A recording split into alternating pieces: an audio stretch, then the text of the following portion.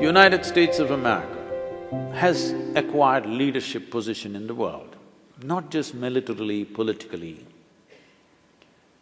See, if you here wear these blue trousers, half the world, without knowing why, they're also wearing blue trousers. If you tear your trousers, half the world is tearing up their trousers. I'm watching this with great interest. Now the entire world is looking up to you. Is it not important that we fix ourselves and set the right example for the world? Today I'm telling you, in the rest of the world, for a whole lot of youth in the world, America means free-flowing alcohol. America means drugs on the street. America means living a freaky life. America means war.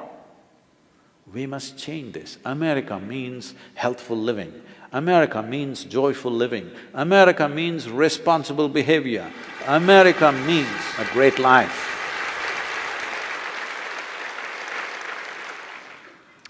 Participating in the democratic process is not politics.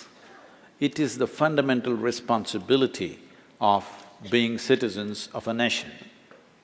Democracy means, in Indian languages, in Tamil for example, it is called Jananayakam. That means it's the leadership of the people. Well, in this country, they have told you of the people, by the people, whatever. Yes, it is leadership of the people. We are not electing one person. We are asking one person to represent us, yes? Now, the world is in a unique situation. That is, there was a time, we've developed this mentality, which I see everywhere in this country. We've developed this mentality probably in 60s and 70s during the Cold War period, that we must be suspicious about everybody, we must dominate everybody, we must control everybody. You are living in the past. Those days are over. We need a leadership. We need a leadership which thinks for the future, not which thinks from the graveyards of past. There was a time when there were two big guns on the planet, both super suspicious of each other, who is going to shoot first? Now one is a broken gun. This is the time. This is the time to take the world to a visionary new way of living. You ask any human being on the planet, what do they want? That's what everybody wants. Everybody wants well-being, everybody wants opportunity. Nobody wants war, nobody wants poverty, nobody wants exploitation. But we are not looking at the world still like that, particularly for the leadership in America. All of you, as citizens of this nation, should not think who is better, who is worse, that's not the point. Whoever they are, they must do what you want. We don't care who they are. They must do what you want as people of this nation. It is time, instead of thinking, whom should I vote? Why don't all of you, because today we have medias and mediums through which you can contact them, which was never possible in the past, why don't we set this much? That in the next 4 years, it doesn't matter who rules this country, they will not open up one more theater of war. Why don't you get this commitment from those who want to get elected? Believe me, when they want to get elected, they're willing to make commitments. Later on, we don't know, but now, in any country this is true. The best time to talk to politicians is pre-election time. So, we must do this, we must shift our way of thinking. World is changing, but leadership is not changing in its mentality. Everywhere, not in any one country. But America's leadership is important, not just for United States of America, but for the rest of the world. If you do not know, you must come and see. For example, in India, I'm traveling wherever I see it is there, but especially in India, People are looking at American election as if it is their election, it doesn't mean a damn thing to them. But they're looking at American election as if it is their country's election with that much interest and involvement. When this is there, it's time we conduct this in a certain way, that we become an example. We must give up these ideas of conquest, of dominance. Instead of trying to conquer somebody, it's better to embrace somebody. See, I'm telling you, today this nation has become big enough, large enough to embrace the world. But our hearts have not become big enough to embrace the world. When I say embrace the world, for example, it seems they're telling me they've spent about $1.2 trillion in war in the last 12–15 years. Nearly 1 million people dead, 2–3 nations destroyed. Maybe, I will assume that they entered there with good intention, but this is the result, all right? It doesn't matter, I tried to do good things to you, but all that happened is you got crushed. But still, there is something to do about it, isn't it? I was driving within the speed limits, I was driving properly, but somehow you came in my way and I smashed you. Is it not necessary that I get down and see what I can do for you? I'm saying, instead of sending 150,000 soldiers and spending these billions of dollars out there, with 10% of this, you can educate every child in Middle East, you can nourish every child in Middle East, you can skill them, you send your doctors, your engineers, your business experts, and America's business will boom and world will love America.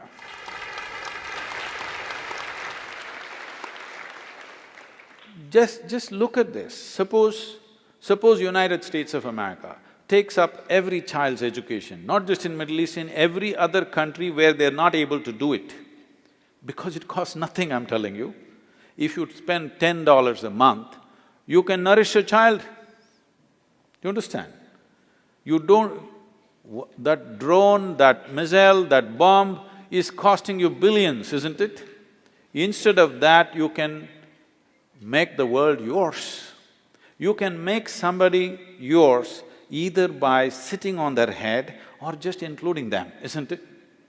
See, never before this was possible. This is unique times because today one nation is in this position where they can do this.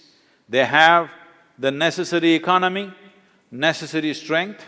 Military usage can come down to 2% of what it is and just use it only extremely selectively where it is impossible to fix things.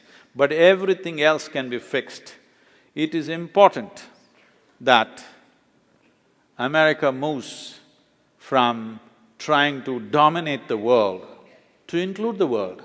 If you educated half the children around the world, you could pick the best. You could pick the best and ask them to come into your country. You're fearing something that you don't have to fear. You're losing a tremendous opportunity when you're sitting on a platform of leadership. Instead of exercising it in a sensible manner, you're earning the hate of all the people on the planet. People are looking at you as exploiters. Why don't they look at you as educators? Why don't they look at you as people who skill them rather than who will kill them? You must skill the world. If you skill the world, you will have opportunities. American business has tremendous opportunities if they go out, along with the US government, to do things.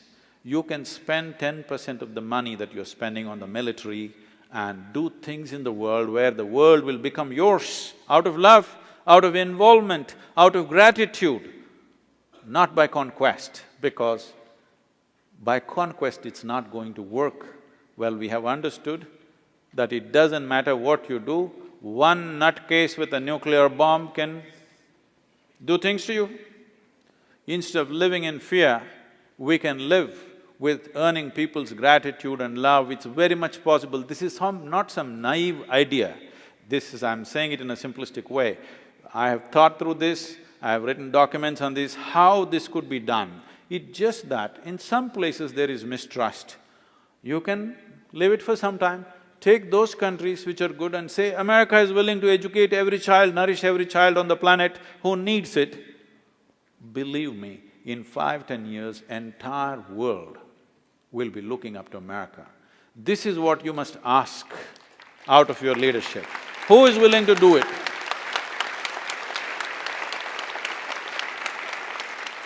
The question is not whether you elect this person or that person.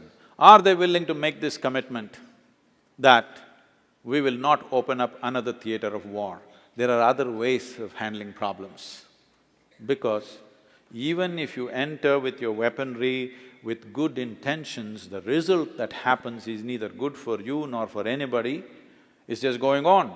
I'm saying with the expertise of business, technology, engineering and schools that you have built here, you can go build across the world and make a business out of it too. Not all of it is charity.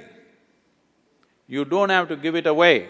Business today does not mean that I spend $10, I must get $15 or $20 next month. Let's leave this short-sighted nonsense. If we develop a humanity with a certain skill and talent and gratitude, the nation is made in future, isn't it? If everybody with the best talents want to come to United States, which is how this country has grown, this must continue. For this you don't wait. You don't wait for those poor countries to develop talent and you steal them. You go there and develop the talent. Why can't you go there and develop the talent? Because I see not one American looks like the other. Obviously you come from many different corners of the world. We can still continue that. Not just that, a time has come where national boundaries will not mean much in future because people are communicating across borders, technologies have unified nations. It doesn't mean anything. The boundaries that we built in the past does not mean anything. I want you to understand this. At one time when kings were ruling these different little countries, they always built big fortresses. Why did the fortresses become irrelevant? Suddenly because we started flying. When people could not fly, a fortress was all safety. But once they started flying, a fortress is a stupid thing because they'll anyway come and bomb you and you're trapped. The same thing today, national boundaries will not mean anything in future because we have technologies with which people are communicating everywhere. Now you're trying to put up cyber walls. What is needed is not cyber walls, we have to use our cerebral material to connect with the rest of the world and make the world ours. Not by conquest, but by love, by inclusion, by embrace. Please ask your leaders if they can do it. The first and foremost thing is, no new theaters of war must be opened. We have seen in our own lifetime. It's not history book that we're reading. World War I happened, World War II happened, so many millions of people died. Any sensible human being, I've always wondered, how did the people let it happen in those times? Not one or two, 30 million people, 50 million people dying, how did they let it happen? But well, in our own time it's happening. Yes? In our own times, in 21st century it's happening. Is it not time? When the time to vote comes, this is what it means. You are voting either for the well-being of the world or out of your fear, some nonsense. So the question is not whom you elect, you can elect whoever you want. Above all, democracy is a functional democracy only when you don't behave like tribes. When I say don't behave like tribes, I'm amazed. I'm just watching the language on the news channels. You're either a Democrat or a Republican. You already decided, without consideration. Democracy will be a democracy only when it is a considered vote, not when it's a committed vote. You're pre-committed. This means you're going back to tribal days, you're going back to feudal ways of living through democratic process. Democratic process has to be successful means. Just a day before the election, here seeing what all they're promising, will they do this or not? You must make up your mind as an individual, not as a Democrat, not as a Republican, because that means you're destroying democracy and going back to tribal ways of functioning. Anyway, I am this, I'll vote for this. No. It must be a considered vote. It should never be a committed vote, and all of them who stand up for elections must know that this is a considered vote. They're going to consider. It's not a committed vote. Anyway, there are blue states and red states, I'm amazed. There should be nobody blue or red till that day comes. Hello?